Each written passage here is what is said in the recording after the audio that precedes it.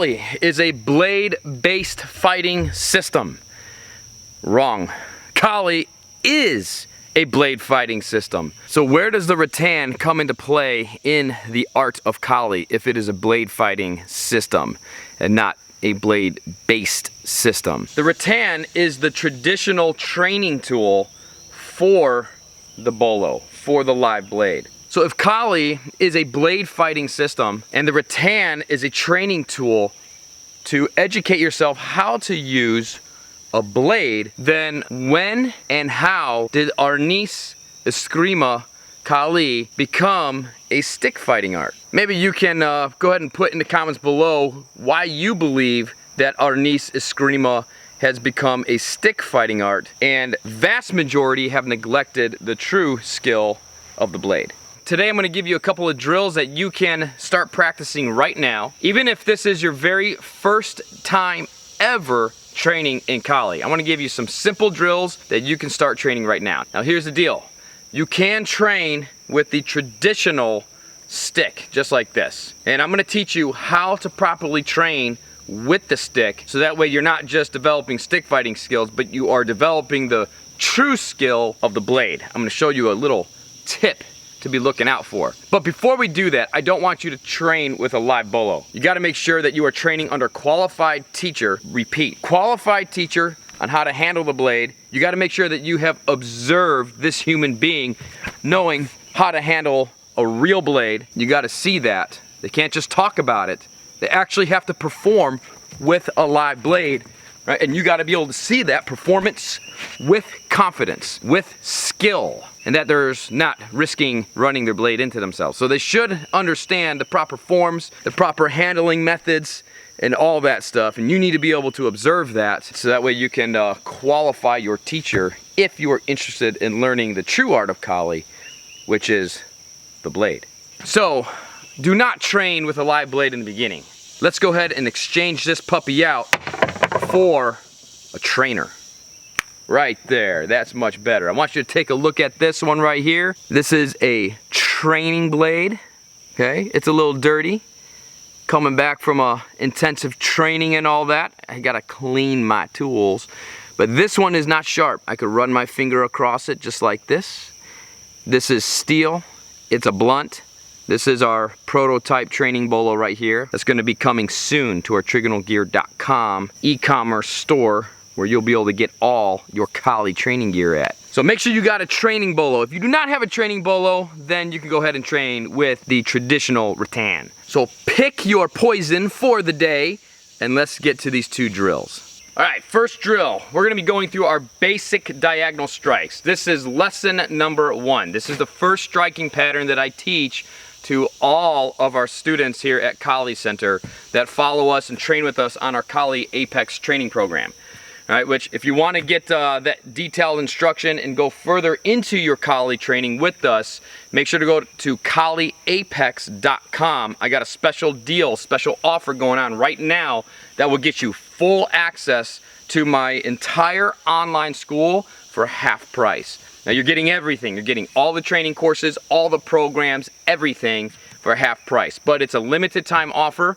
So make sure to head over to KaliApex.com and go check out that offer. And I got the link in the description below.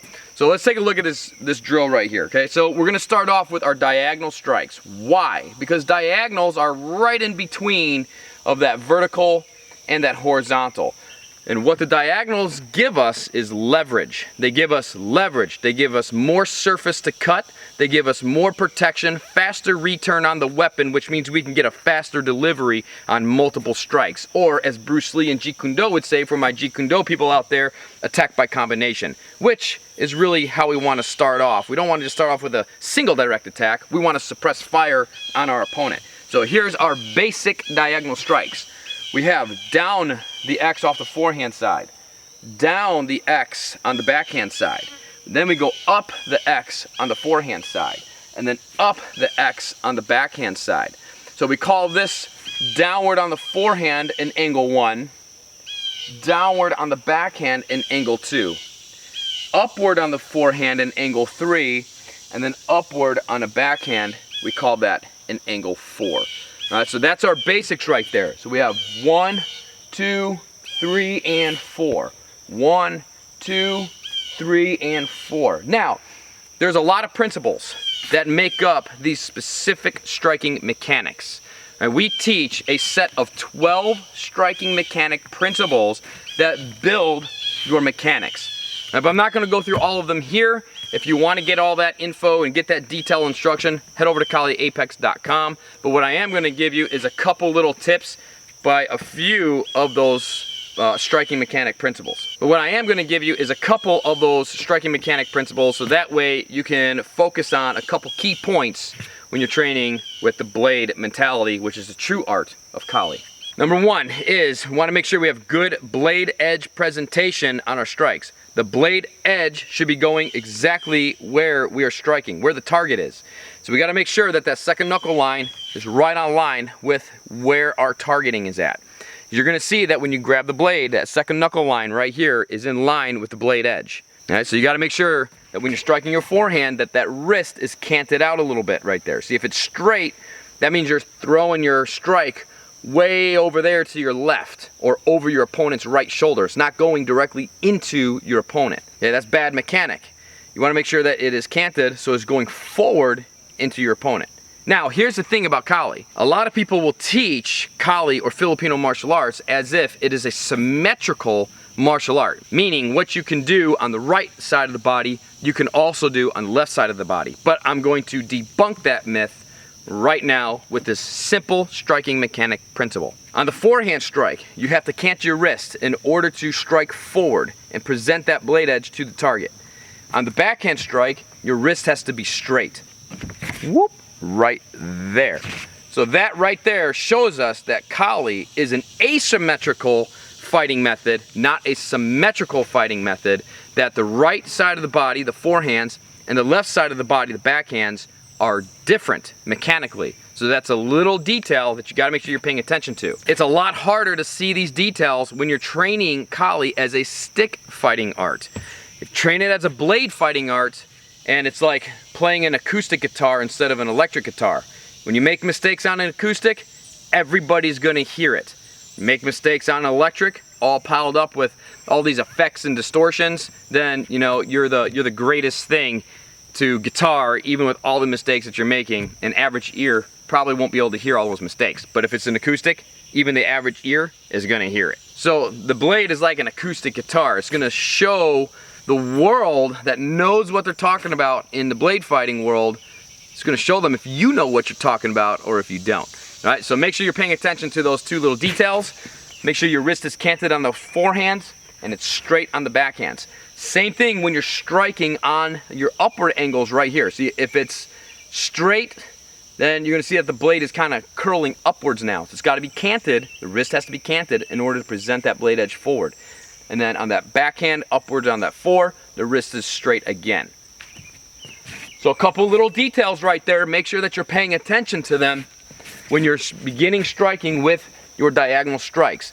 Now, that same principle holds true even when you're striking on the horizontal strikes, forehand, and backhand. So make sure you're paying attention to your blade edge presentation, my friends.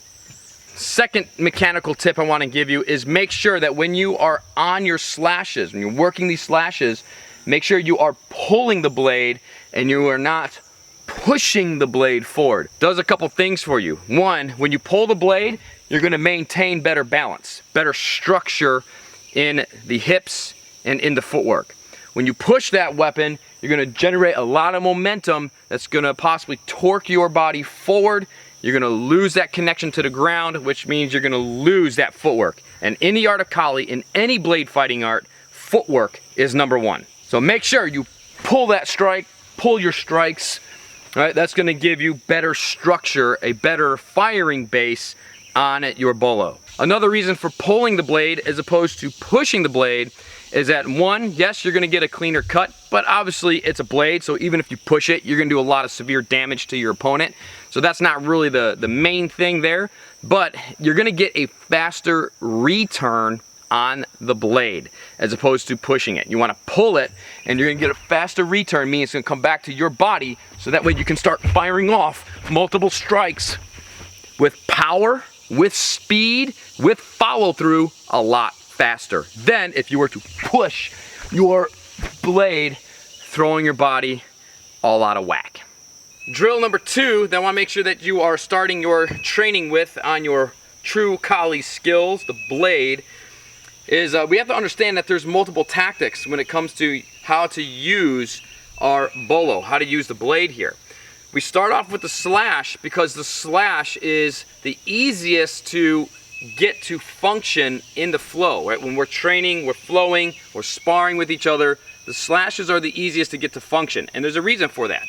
Number 1, they're very visceral. They're very, just very caveman type of movements, types of strikes. They also offer a larger striking area to your opponent. So you're covering a lot of striking surface area when you are cutting, when you're slashing. The other point of slash is that they offer you a lot of protection because you're behind your weapon for a longer period of time. So that's what makes slashes really, really good, especially in the beginning.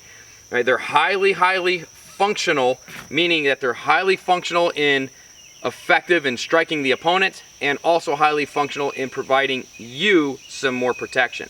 But there's another tactic that is extremely practical and functional, and that is the thrust.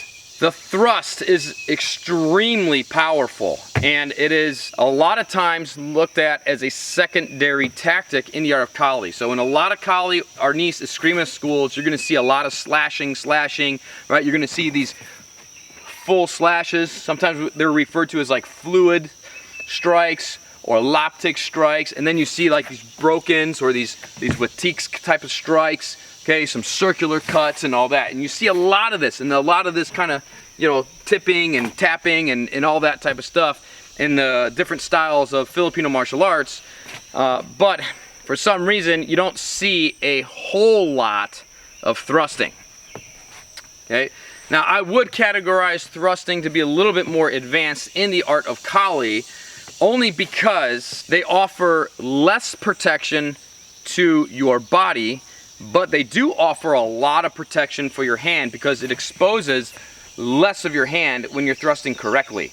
Okay, make sure you're not thrusting all crazy open like that, but you want to make sure you're thrusting correctly and it closes that hand a little bit better than your slashes, which opens the hand a little bit more. So there's a little bit of a trade-off on your tactics from cut to thrust, but they're both important and you need to know both because in the flow, in the sparring, you got to be able to negotiate your tactics. So let's take a look at this second drill so we can start working your thrusts. But I want to make sure that you're not just thrusting alone. You got to make sure you can work a transition from slash to thrust and thrust to slash.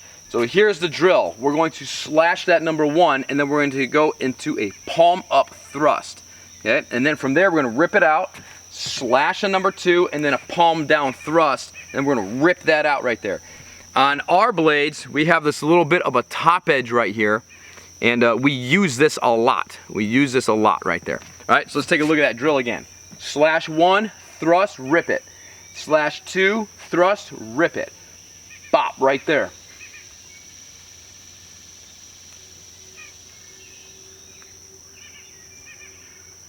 All right, let me give you another view of this drill right here.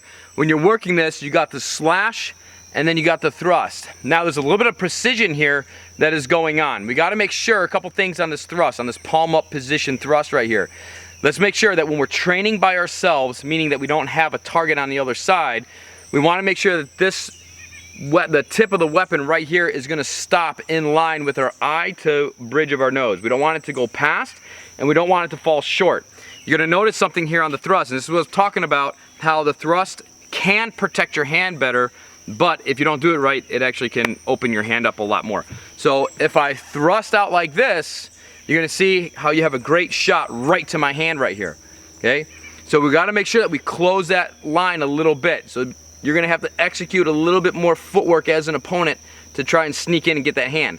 But we also got rips, and we got other things that are waiting there with cuts and different manipulations to make sure we are protecting our hand. But on that first shot, boom, boom, right there. Make sure your elbow's not out like this, exposing your elbow, And again, make sure that everything comes into a line as best as possible. So slash thrust right there, rip it. Same thing on the backhand side, slash thrust right there. Okay, again, we're gonna stop that tip of the weapon right on line with from our right eye to the middle of our nose right there. Yeah, that's where we're gonna stop it when we are training solo, because there's no target there. We've got to make sure we're thinking protection. If I slash it too wide open, you're gonna see how there's a clear path right to the hand, okay? And if I slash it too far on the other side, well, that doesn't make any sense, and again, it opens up the hand. Same thing on that forehand, right? So we're protecting that center.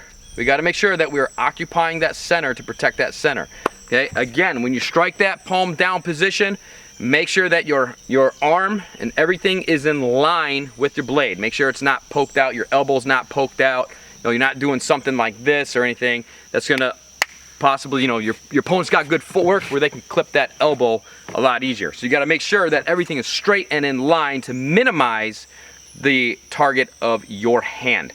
That's the power of the thrust right there. The thrusts enter the body very deeply, penetrates into the bones, penetrates into the organs, all that. Very, very effective, but we also gotta make sure that we are using the advantage, the protective advantage of the thrust, which is it minimizes the exposure of our own hand and arm. All right, so again, with this drill, we have 1 and thrust, 2 and thrust, 1 and thrust, 2 and thrust. Okay, so you can work that, work it out, just like this.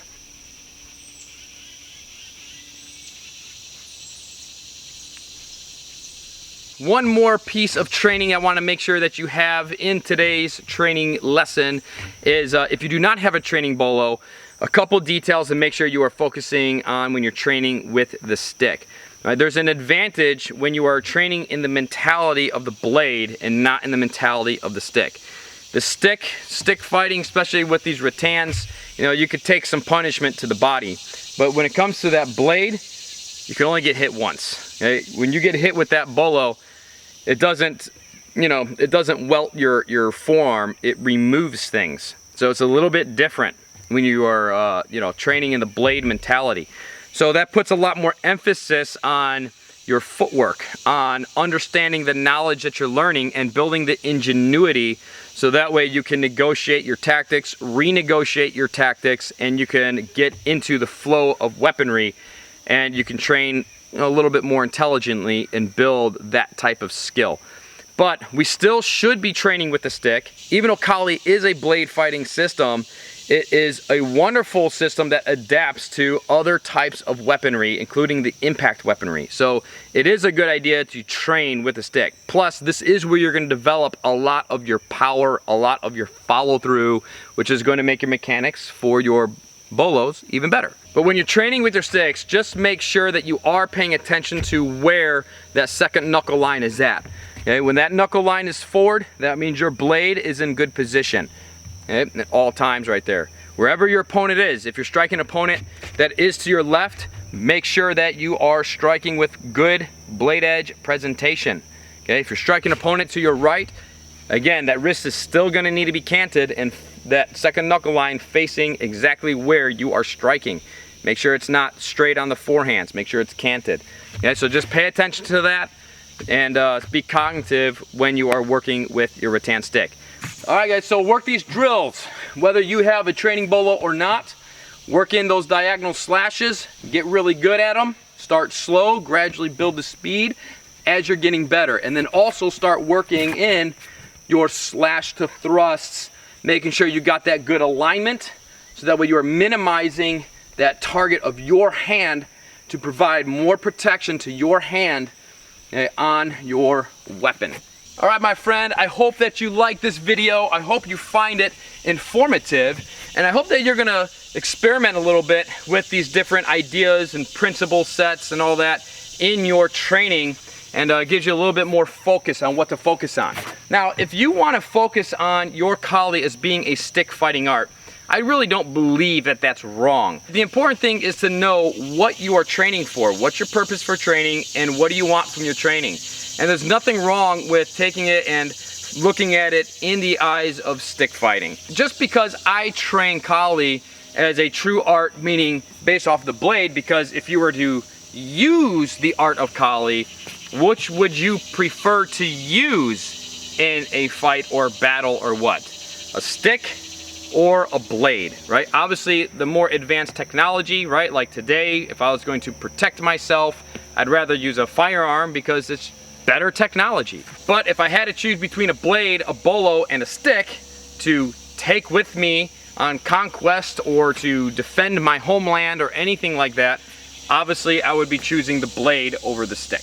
So get out there, go train the material, and if you like videos like this where they're more informative to help you focus on specific key points in your Kali, make sure to hit the thumbs up button on this channel, leave me a comment below, and if you're new to the channel, please subscribe, share this video with your friends. Let's get everybody training Kali together. And if you want to advance your training with me here at Kali Center, head over to KaliApex.com and go check out that sweet limited time deal that I have right now at my online school. Get all of my training courses and programs at my online school for 50% off. All right, I'll see you back here next time.